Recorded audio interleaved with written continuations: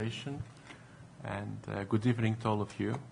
I'll try to cover all these topics that Eduard referred to within 30 minutes. I'll do my best. I think I have more slides. You have 40 minutes. But still, I would like to have discussion, so it's something that I need to highlight here, that I would look forward to our interaction.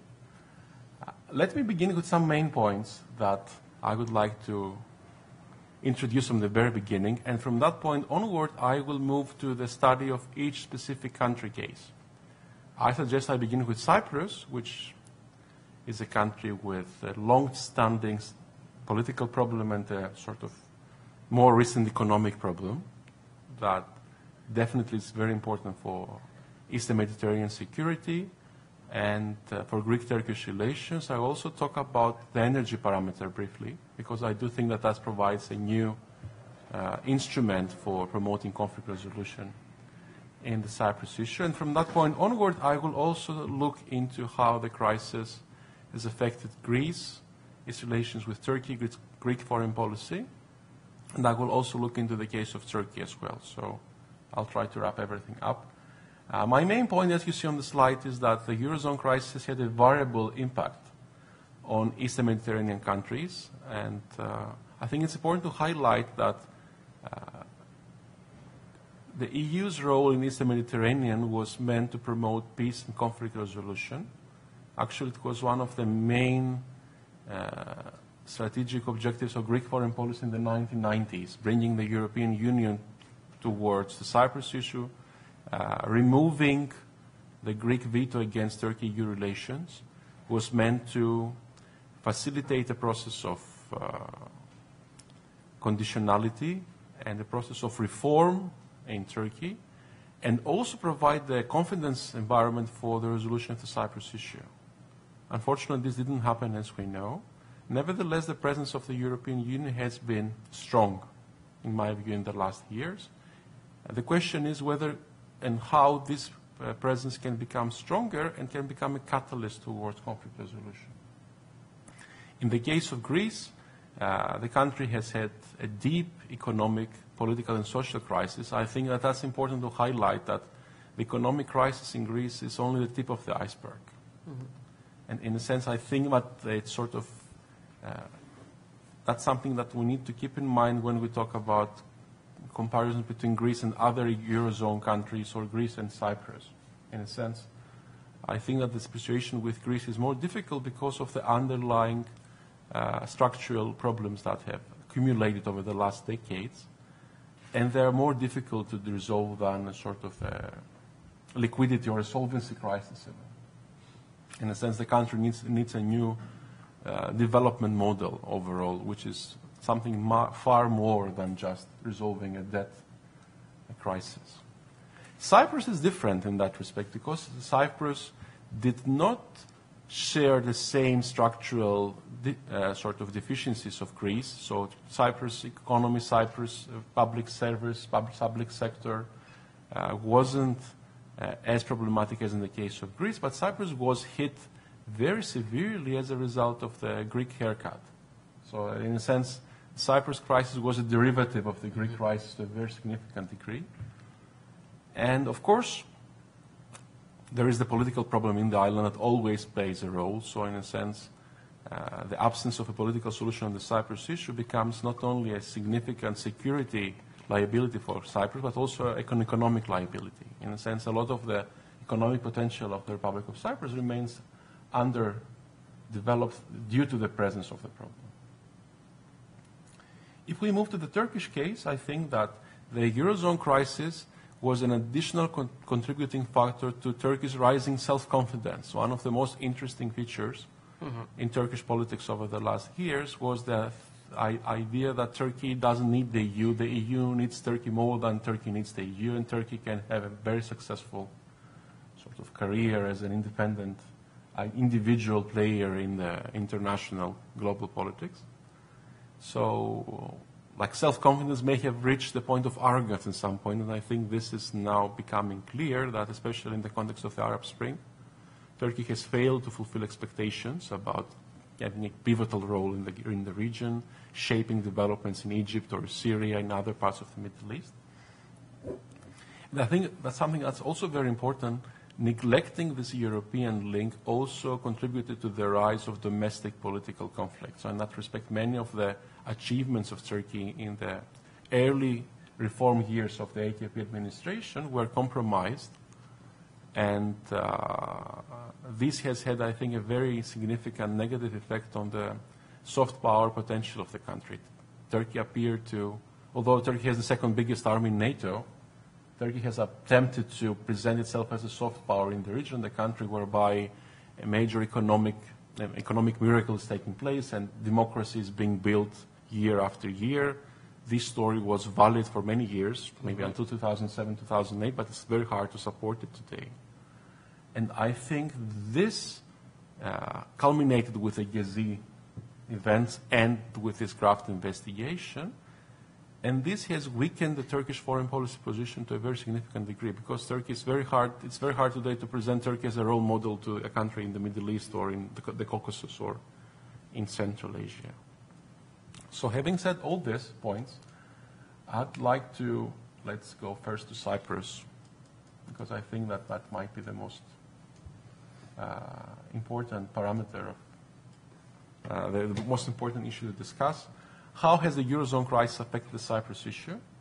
I think that it's important to remember that the European Union has become one of the most important actors of the Cyprus question since the 90s, and that was mainly due to Greek sort of manipulation. The Greek foreign policy was to bring the European Union in because it was perceived that the European Union would provide an environment whereby the principles that the Greek Cypriot side and the Greek side considered necessary for the resolution of the conflict, all these principles would be present.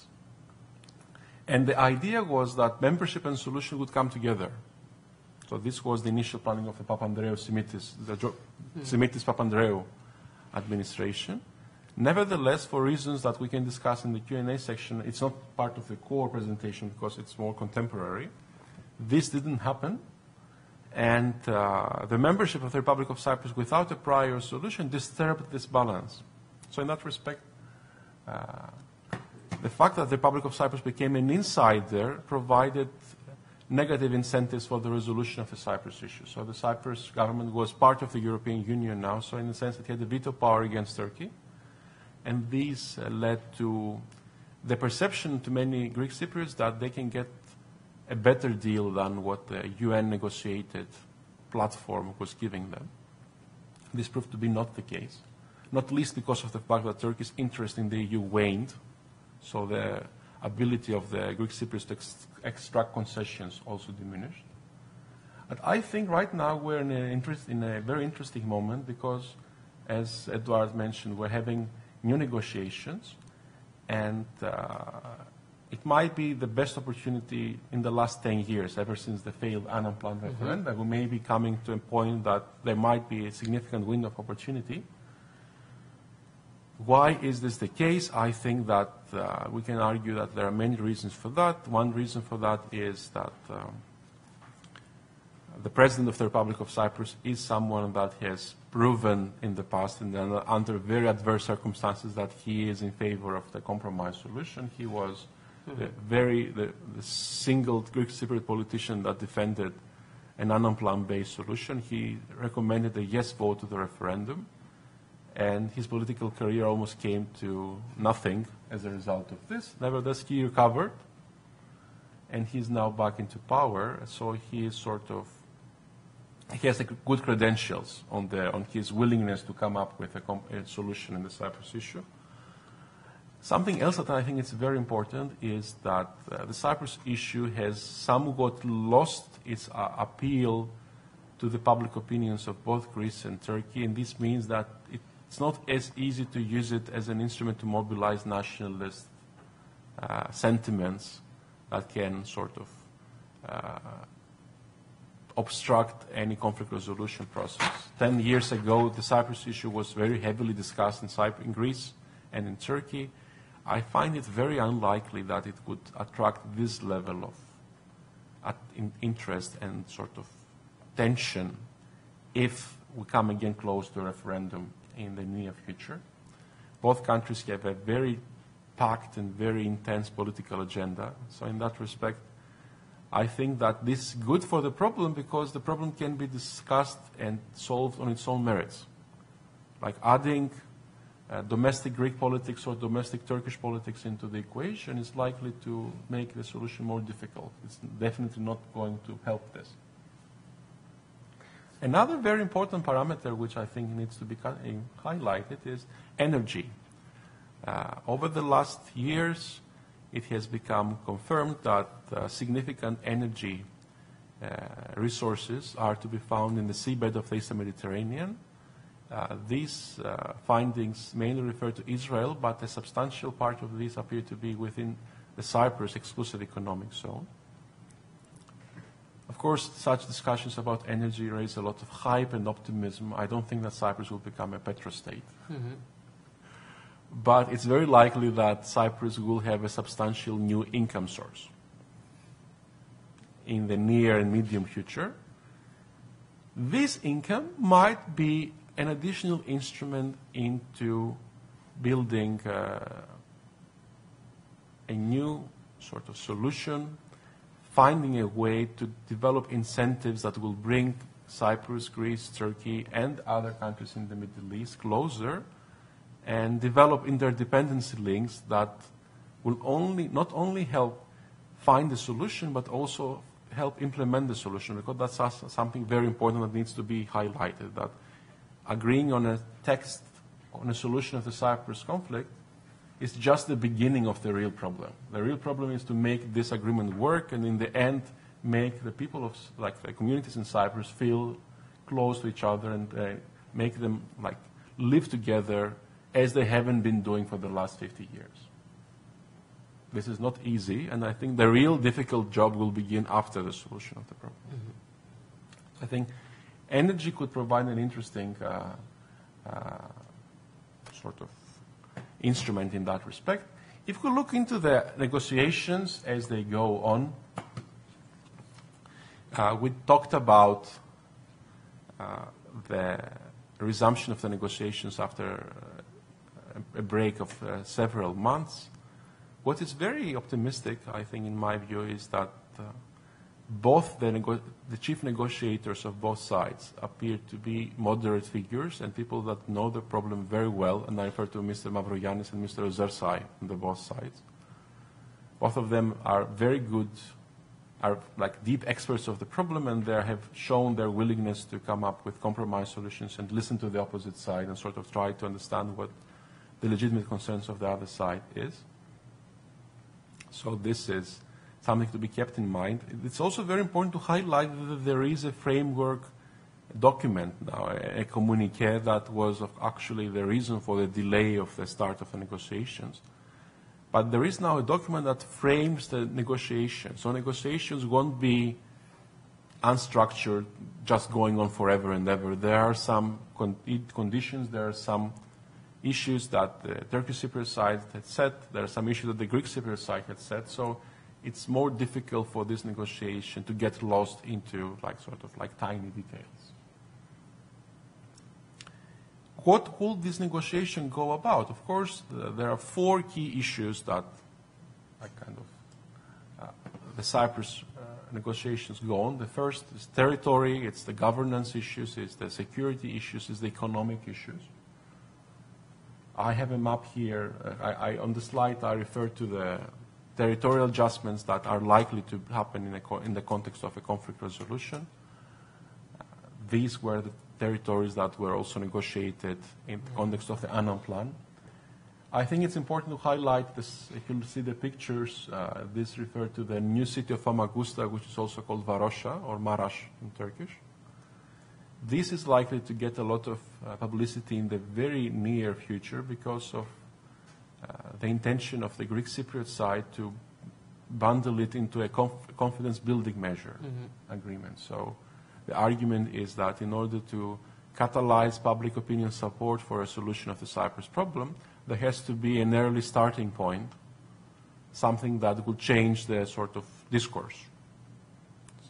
That from a pessimistic sort of nothing can happen, sort of like it's futile, it's not mean anything approach, we may come to the point that some refugees were used to living in this city that you see on the pictures, and today remains vacant. It's a ghost city, really.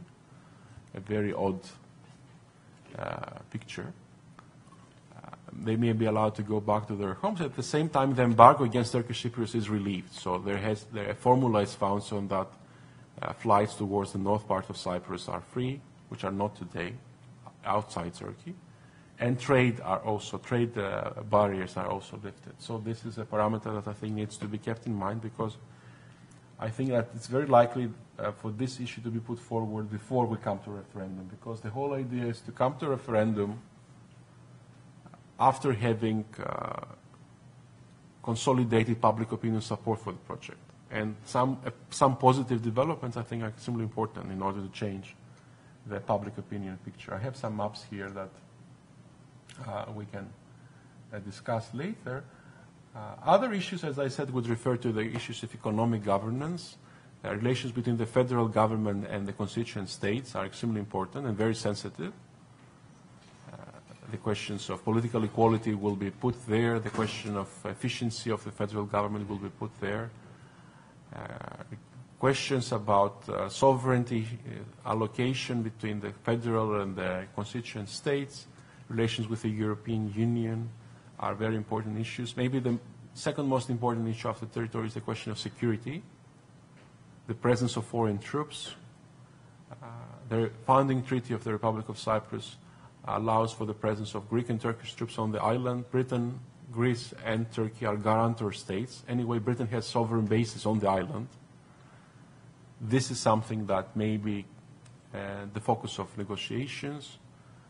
Especially, I know that the Greek Cypriot view is that the island should become demilitarized, so no troops would be allowed on the island. Turkish Cypriots have maybe legitimate security concerns about this. So there has to be a sort of discussion on how we can find the solution. The European Union might be a way to come through this difficult negotiations. Having said that, of course, we need to highlight how the Cyprus economic crisis played into this situation. As I said before, the Cyprus crisis was a derivative, was a spillover of the Greek economic crisis. This took place mainly because of the fact that Greek Cypriot banks were heavily invested in Greek debt, in Greek bonds. And when the Greek bonds haircut was announced, they were extremely exposed to that. So they lost half of their money. And what made the situation more difficult in Cyprus was the fact that the Cypriot economy was relying excessively on the banking sector. Actually, we can even argue that there was a banking sector bubble in Cyprus.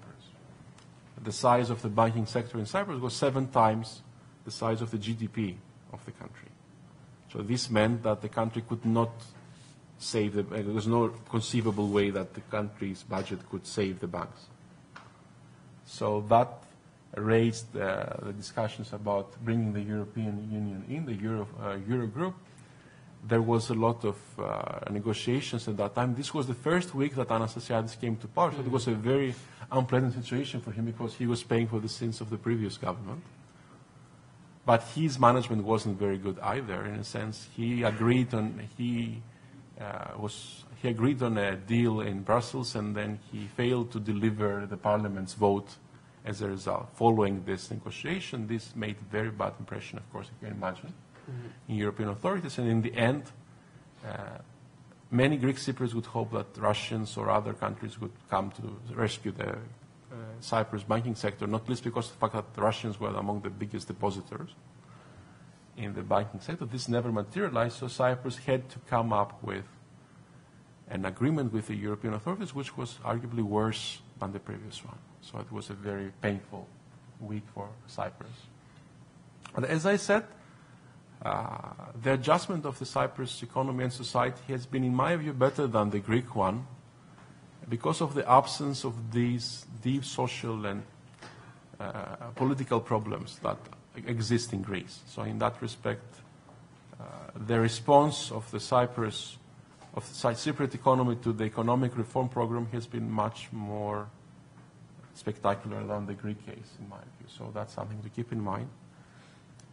At the same time, there is the discussion about the energy resources, which I think it's important to highlight. Let's talk about this issue. This is the map that I think is important to keep in mind. You see that there are a number of plots numbered.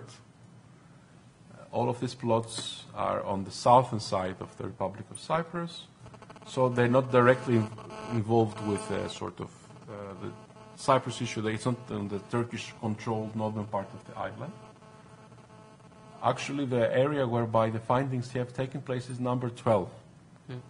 There is the so-called Aphrodite natural gas field that has been explored by an American company called Noble, and substantial findings have been confirmed. However, these findings are not as big as initial estimates were. And that's very important because the size of the findings or the potential cooperation between Israel and Cyprus play a major role on how these energy resources may come to the market, may access the international energy markets. Why am I referring to this? Because the way to develop these natural gas fields would be either to develop a pipeline that would be the cheapest and fastest way. And if you look into the geographic situation, the most reasonable thing, like, let's forget the Cyprus problem and the situation with Turkey, would be through Turkey.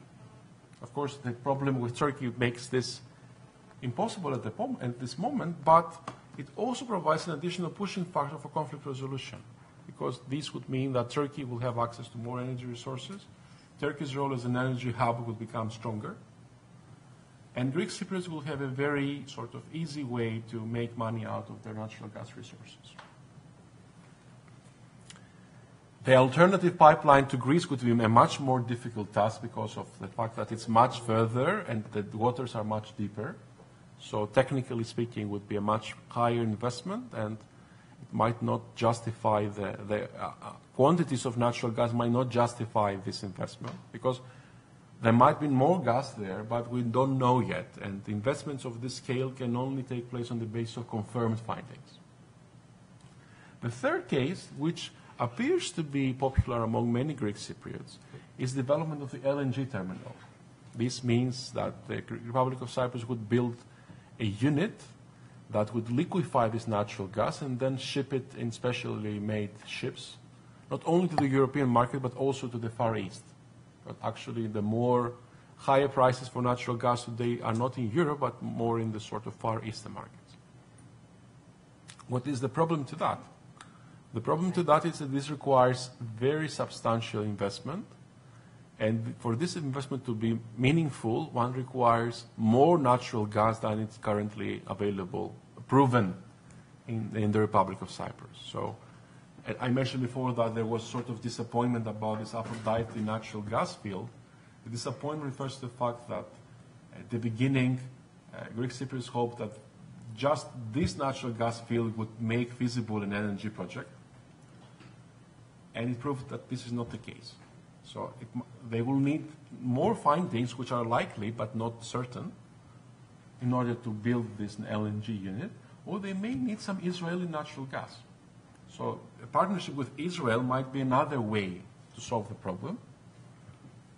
And that's something that has been going on in negotiation between Israel and Cyprus. But this, of course, touches upon other security concerns of Israel. Israel has more natural gas findings than Cyprus, and it's part of the exclusive economic zone of the Eastern Mediterranean. Of course, Israel cannot build a conventional LNG unit on its territory for security concerns, because LNG units are perfect terrorist targets. So Israel's option would be either to ship this gas to another country, like Egypt or maybe Cyprus. But this would develop a sort of dependency of Israel on this specific country, and Israel is not very happy with the situation, as you can imagine, to develop a dependency on a neighboring country, no matter whether this country is friendly or not. The other option would be to build a sort of offshore LNG terminal, which appears to be the most expensive option, but it appears to be the option that is right now the sort of the preferred option by the Israelis. So it will be far enough from this sort of coastline so that it wouldn't be an easy terrorist attack target. So this is how the situation is at the point. As I said, most Greek Cypriots would look favorably towards the LNG terminal, especially those who don't have a strong interest in the conflict resolution of the Cyprus issue. Others would see the project of building a pipeline to Turkey as an instrument towards creating new incentives in a negotiation with Turkey on the resolution of the problem. Of course, there are other parameters that need to be considered, and I think that's something that all energy projects will have to kind of discuss, is that energy prices are considered to be, all the feasibility of these projects are based on fixed given energy prices, but for example, the arrival of shale natural gas in the United States in a few years may completely change the picture of energy markets in the world. So all these discussions assume some high natural gas prices. If this is not the case, then all these discussions may lose a lot of their meaning. So, we've already discussed this. Let me add another parameter which I think is very important. Turkey's view on the Cyprus discoveries, of course, is affected by its position on the Cyprus issue. So Turkey refuses the right of the Republic of Cyprus to exploit natural resources because it doesn't represent the Turkish Cypriots. So in a sense, Turkey claims the rights of the Treaty of Zurich of 1959-1960 and considers the Republic of Cyprus bound by them, which I think is a valid point as long as Turkey would recognize the Republic of Cyprus. There is a sort of interesting situation there because Turkey on the one hand refuses to recognize the Republic of Cyprus, claims that there is a Turkish Republic of Northern Cyprus in the island, but no Republic of Cyprus. On the other hand, it claims that the Republic of Cyprus should fulfill its obligations from the treaty that Turkey fails to recognize today against Turkish Cyprus. So it's a sort of a situation that is not very convincing in my point of view at least. What is very important though, I think, and that's something that needs to be highlighted, is that there is a lot of sort of pressure towards the Greek Cypriot government so that a statement be made about the future allocation of the energy wealth so that Turkish Cypriots are not excluded from that. There have been suggestions, for example, to deposit 20% of the energy resources towards an account that will be Turkish Cypriot account when the solution of the problem comes true. I hope that given the slow pace that such investment projects materialize, that we may come up with a solution to the Cyprus problem before the sort of 4 or 5 years that will be necessary for this revenue to start flowing into the coffers of the Republic of Cyprus. This discussion about energy resources in Eastern Mediterranean has had a spillover effect over the Greek-Turkish disputes over maritime zones. This is one of the long-standing disputes between Greece and Turkey. It refers mainly on the Aegean, but has expanded now into the Eastern Mediterranean. And it used to involve territorial waters and continental shelf, but it now covers the newly developed concept of the exclusive economic zone. So this is another parameter of the Greek-Turkish conflict. What is very interesting, of course, here is the role of Greek islands, because Greek islands give Greece a strong advantage against Turkey as far as the delineation of the maritime borders is concerned. And while there have been long negotiations between the two sides, I think there have been 55 meetings of exploratory meetings between diplomats of both sides. And I think that there is a sort of blueprint of a sort of solution in that, but this requires, of course, political will and resolve to put this forward and bring the issue to the International Court of Justice, as the official position of Greece at least has been. At least hasn't materialized in the recent years. A lot of attention has attracted one of the easternmost Greek island, which is east of Rhodes, between Rhodes and Cyprus, the island of Megiste or Castellorizo, and you can see that on the map. This is a map that reflects the Greek let's say, maximalistic views about exclusive economic zones. So you see the red arrow points at the position of island of Castellorizo, which gives this huge kind of additional territory against the Turkish zone. Yes, exactly in that position. Of course, Turkey refuses that this island has any right and any influence on the delineation of the maritime zones. If you ask my opinion, if you look into the decisions of the International Court of Justice in The Hague, normally compromise solution is found in such cases, maybe 50%, kind of a weighted contribution of the island into the delineation of the zone, maybe 50%, 60%, I don't know, like it changes from time to time, but nevertheless, it's neither 100% nor 0%. But I think that's a very important parameter of the future energy negotiation, especially if there is this hype and speculation about energy resources exactly in the sort of, in this part of the Eastern Mediterranean. So, to sum up with the case of Cyprus, don't we have the time to talk about Greece and Turkey, I think that the European Union has to actively intervene in the negotiation process and build up mutual trust and confidence. And energy findings in Cyprus can increase the incentives for the resolution of the Cyprus conflict. But that's up to the leaders to decide. So I think that energy findings may also be used by by maximalistic political leaders as the opportunity to become richer and then military stronger and then try to change the security balance in the island. Such voices are expressed. That's no surprise about this, but I think it's important for the European Union to be proactive and shape a discussion about energy in a way that helps the solution of the Cyprus problem and doesn't make an obstacle to it. And that's why I think that external actors can help reconfigure security dilemmas and definitions of national interests in the case of Cyprus. So, if we look into the case of Greece, let me go back to my presentation.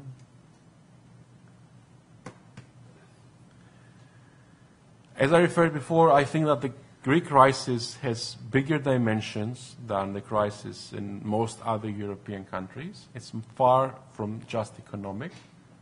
The country came to a low point, a dangerous low point in June 2012, that it faced the prospect of exiting the Eurozone, really. I think that this is no more the case.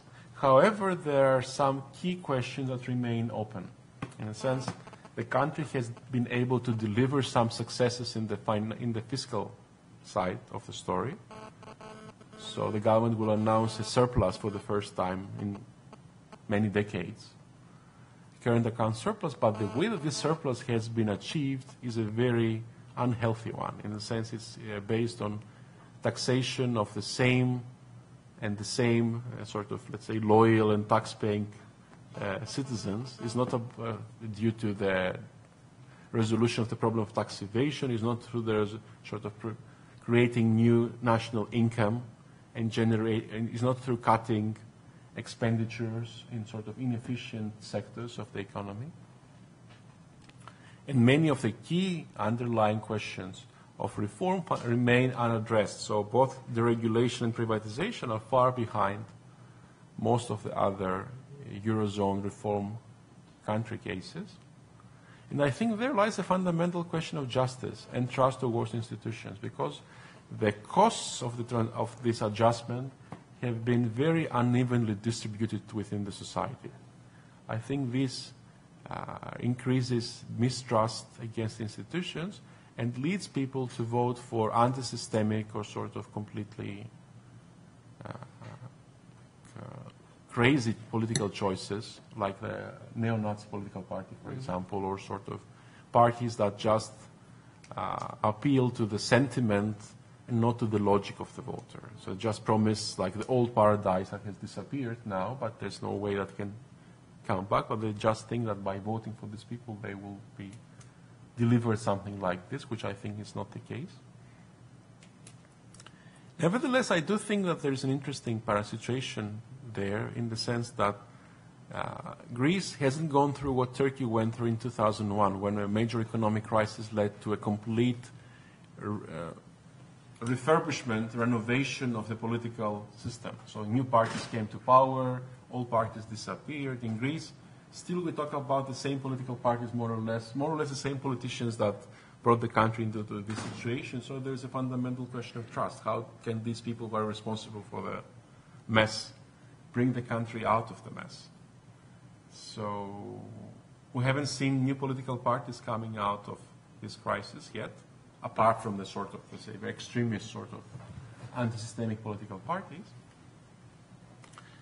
And we also see that in many respects, the coalition government that consists of the two leading old political parties, PASOK and New Democracy, are trying to rescue the old clientelistic corrupt network that they used to rely on. Of course, the pie is now smaller, so the country is poorer now, but the structural changes that are necessary appear not to be coming very fast. So there's an interesting position of the European Union right now, the European institutions, how to make sure that these reforms do take place, even against the sort of willingness of the coalition parties that try to protect their own sort of clienteles, their sort of own political interests.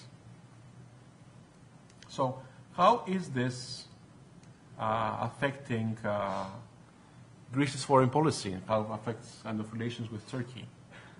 Well, this crisis could have a spillover over security issues, but this appears not to be the case. I think that Greece's embeddedness in Western institutions has prevented major crises.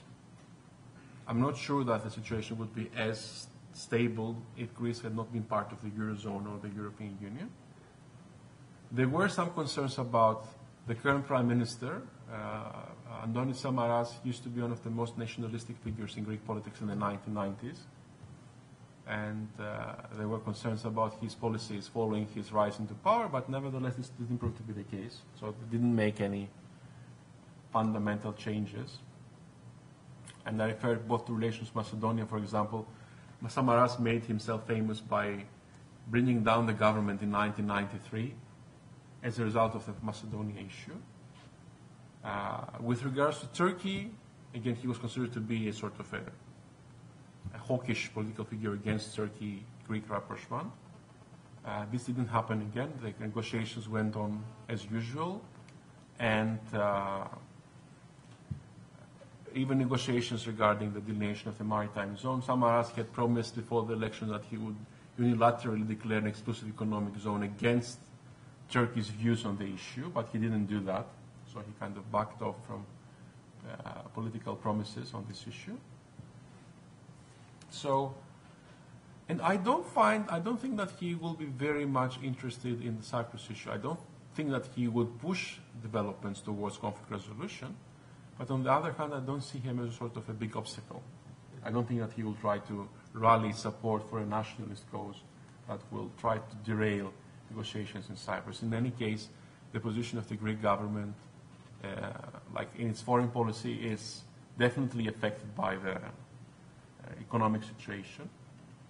This is a map that reflects one of the other issues that are under Greek and Turkish negotiation process. This is the territorial waters in the Aegean Sea. On the right, you see the current situation with 6 miles. On the left hand, you see the situation with 12 miles of territorial waters. Most of the countries in the world today have 12 miles of territorial waters. Turkey claims that the Aegean is a special case. It shouldn't be, the 12 miles should be the case, because then the Aegean Sea would become a sort of Greek sea.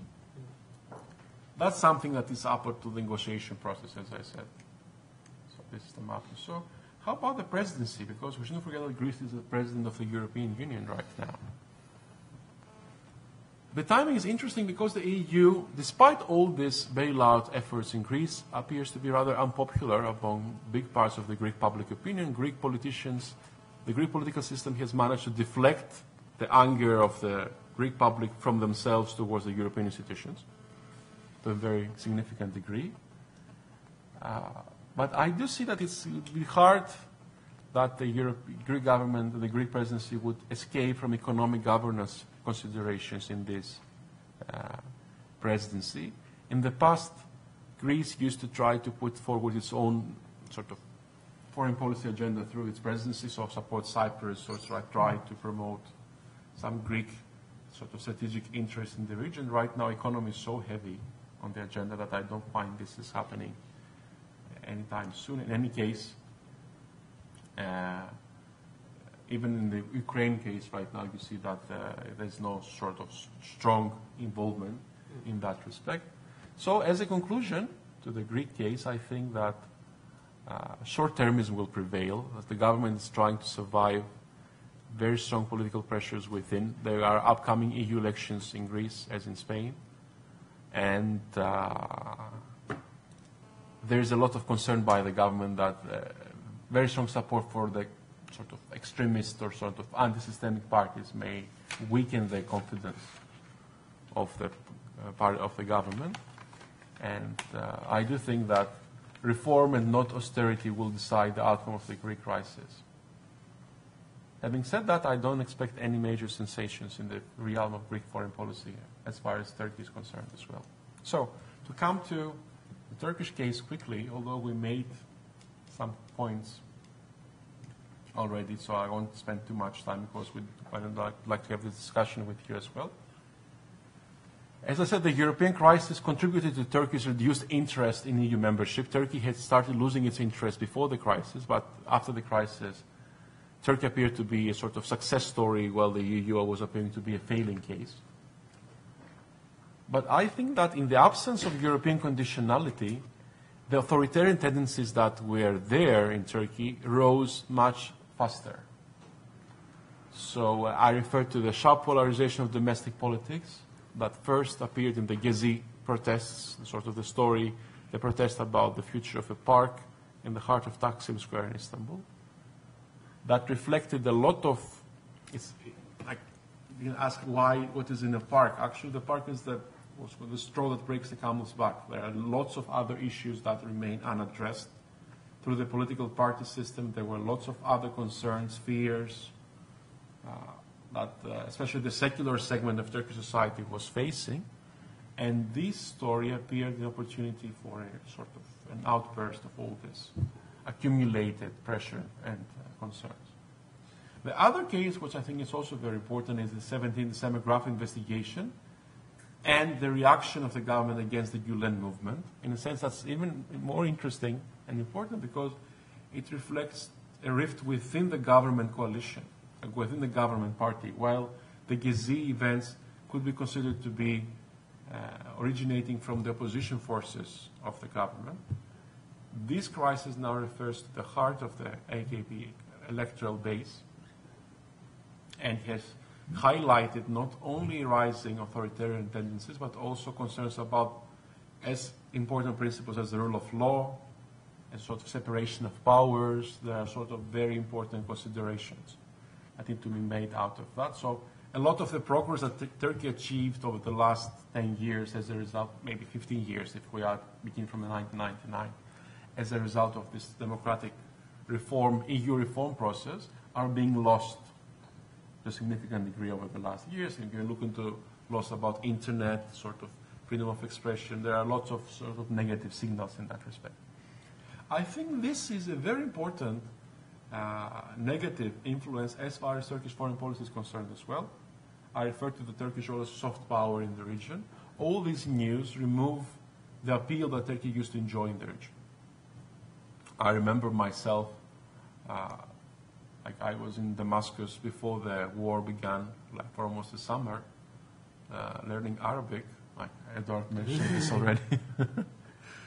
And I remember that Erdogan was more famous in Damascus than in Ankara. Like it was like a pop star in the Arab world. Like it was impossible to find someone with a negative view of Erdogan, and Turkey included.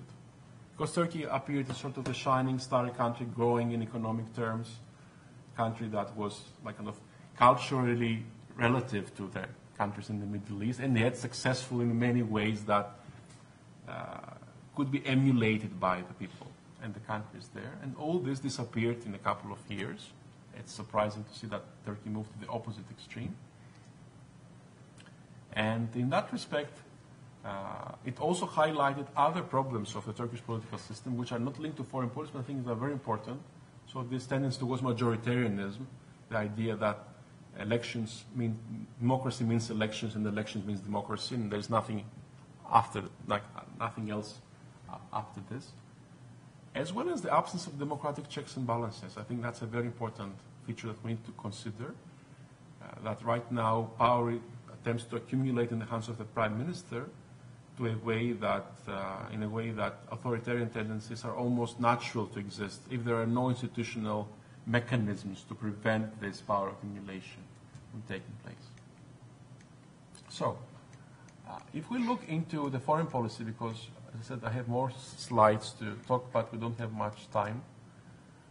As I said, Turkish economic foreign policy was indexed to the economic and political success of the country. I do think that there are some warning signals in this.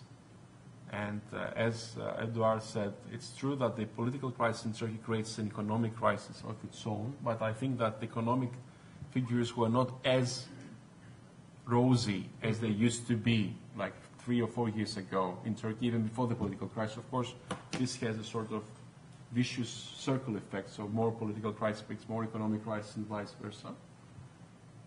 So I think that warning signals about Turkish economy are also important parameters in the limited the limited capacity of Turkey to deliver what was promised to many Middle Eastern countries in the outset of the Arab Spring. Turkey appeared to be a country that aspired to lead the developments in the Arab world, sort of provide example, even support. I think in particular the case of Syria was very important in that respect, because Turkey, because of the very close relations between the government of Turkey and the government of Syria until the beginning of the war, I think that Turkey in the beginning thought that it can, the Prime Minister Erdogan thought that he could convince Assad about the necessity of reform. At this point, this proved to be futile, and then Turkey shifted completely its position from supporting the Assad regime to support the opposition. And I think that Turkey bet, wrongly as it proved, on a very quick collapse of the Assad regime, as in the case of Libya. So they thought that it would be something like an uprising like in the case of Libya, and then things will come back to a new norm, and Turkey will be part of this new norm. Nevertheless, Syria was not like Libya, and Assad was able to turn a popular democratic revolution into sort of sectarian war, which very much legitimized his position because he appeared to be defending the rights of the Alawites and the Christians against Al-Qaeda kind of like figures that emerged on the opposite side, and Turkey appeared unable to shape this. So on the opposition front, the extremist sides took the power, took the upper hand. The secular, sort of more pro-democracy opposition forces lost the ground against the extremist forces in northern Syria, close to the Turkish border. And Turkey got entangled into a very difficult situation. It still is in many respects. In a sense, Turkey is likely to import terrorist pressures from Syria because Syria has turned into the hotbed of terrorism today. And another parameter, of course, is the rise of the Kurdish situation within Syria as well. So the dynamics of the Kurdish question in Turkey are very likely to be influenced by what's happening in Syria as well. So in this slide, we can look into other cases of Turkish foreign policy as affected by recent developments.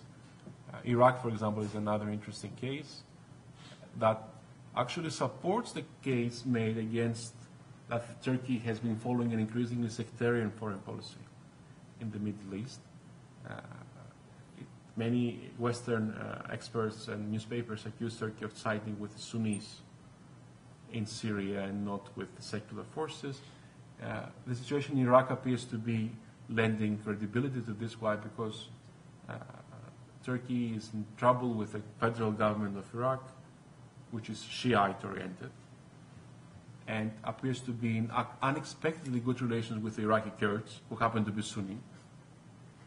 And this refers to the allocation of energy resources in northern Iraq, whether natural gas and oil from northern Iraq will be pumped to the international markets via Turkey, but with whose signature, who is responsible to sign this agreement, who is going to get the revenue of this?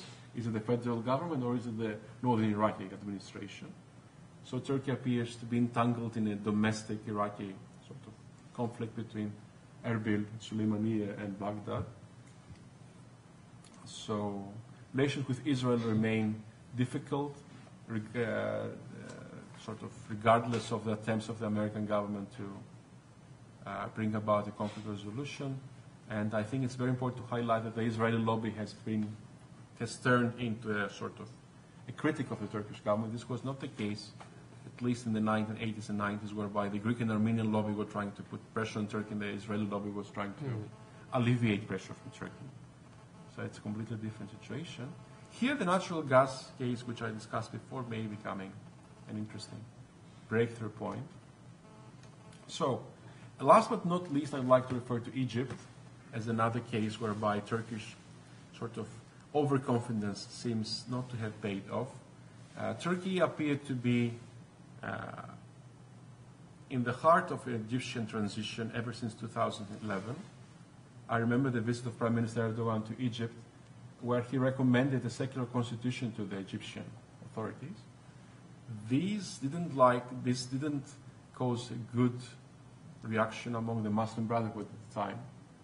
But these appeared the sort of role of Turkey that the West and sort of the international community would prefer to, that Turkey would try to export its own example of secular democracy to the Middle East.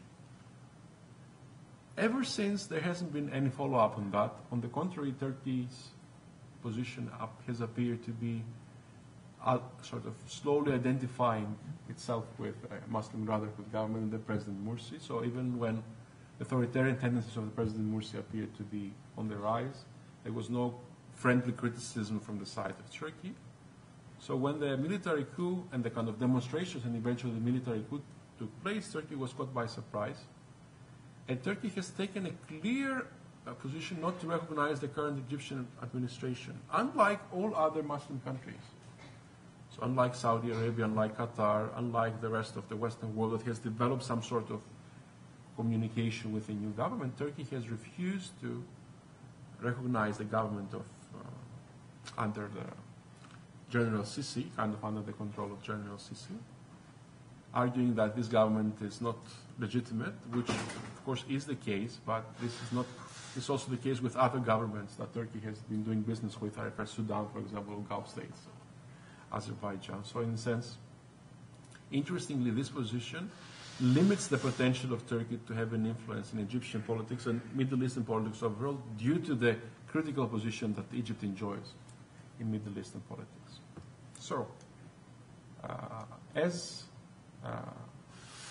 to sum up in that respect, I think that, as you see, as a result of this rising optimism about Turkish role in the Middle East, Turkey has faced considerable strains in its ability to deliver what it promised to several actors in the Middle East. So there has been a trimming of Turkish role.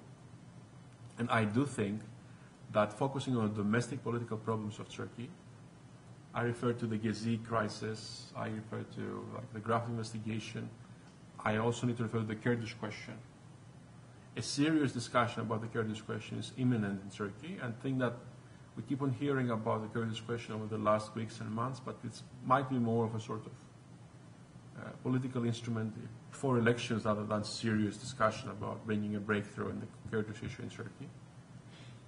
So in that respect, focusing on these domestic issues is critical for Turkey's role in the Middle East. But in order to solve these problems, I think the role of the European Union is critical. So I think it's the single most important external actor that can build trust and confidence between Turks and Kurds, seculars and conservatives, and help Turkey build institutions that are so direly necessary for the sort of the country's economic and political success. As I said already, in the recent draft investigation highlights the importance of institutions and the importance of independent institutions operating on the basis of rule of law. So I'll stop here, and thanks for your attention, and I look forward to our discussion. Thank you, Ioannis.